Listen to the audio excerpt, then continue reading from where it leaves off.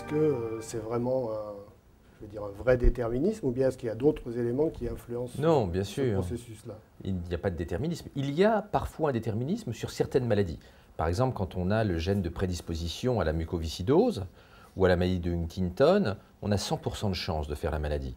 Mais en général, les gènes sont plusieurs à intervenir pour entraîner le développement d'une maladie et ils sont mélangés avec les effets de l'environnement et puis ce qu'on appelle l'épigénétique, qui est quelque chose de nouveau et qui sont les marques que l'environnement met sur l'ADN et qui modulent l'activité de l'ADN. Donc notre génome n'entraîne pas un déterminisme de notre être et de notre devenir à 100%, sauf pour certaines maladies, mais elles sont plutôt rares.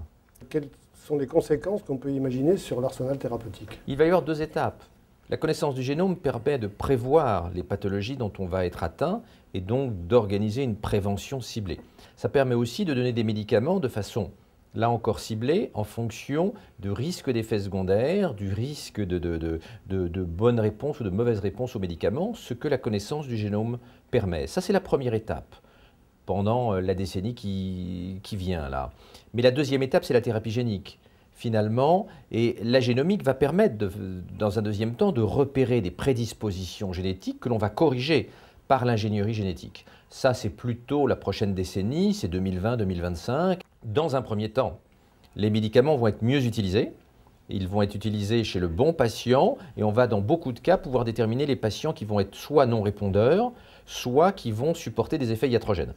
Et puis, dans un deuxième temps, le médicament va laisser progressivement la place à des thérapeutiques plus directement axées sur le génome et l'arsenal thérapeutique dans la décennie 2020-2030 se partagera entre le médicament et puis la thérapie génique qui est finalement le médicament ADN. Aujourd'hui, on est sur un exercice qui est quand même, on va dire, strictement individuel. Ce que vous suggérez, c'est qu'il va y avoir une compétence transverse. Il est totalement absurde d'imaginer que la médecine par organe, la médecine par spécialité puisse survivre à la médecine génomique.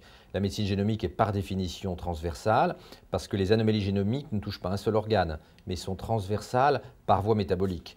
Donc l'organisation de notre santé, de notre système de santé doit changer et certaines formes de transversalité doivent se créer. Ces transversalités seront-elles imposées par l'État de façon bureaucratique et technocratique ou se feront-elles à l'initiative des professionnels de santé?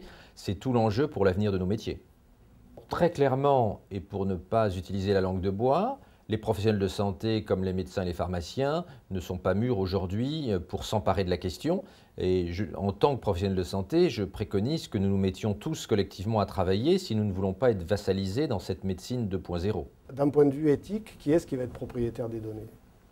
C'est au patient d'être propriétaire de son ADN et c'est aux professionnels de santé d'être le notaire génomique et de garder le secret génomique et les données. Oui, en même temps, en amont, les données sont quelque part. Comment est-ce que...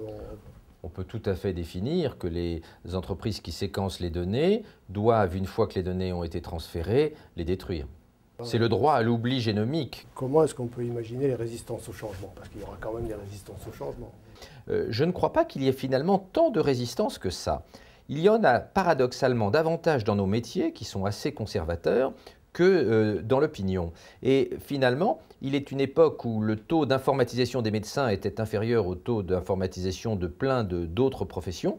Je me demande si c'est nous qui ne sommes pas résistants au changement, plus que la société et les patients.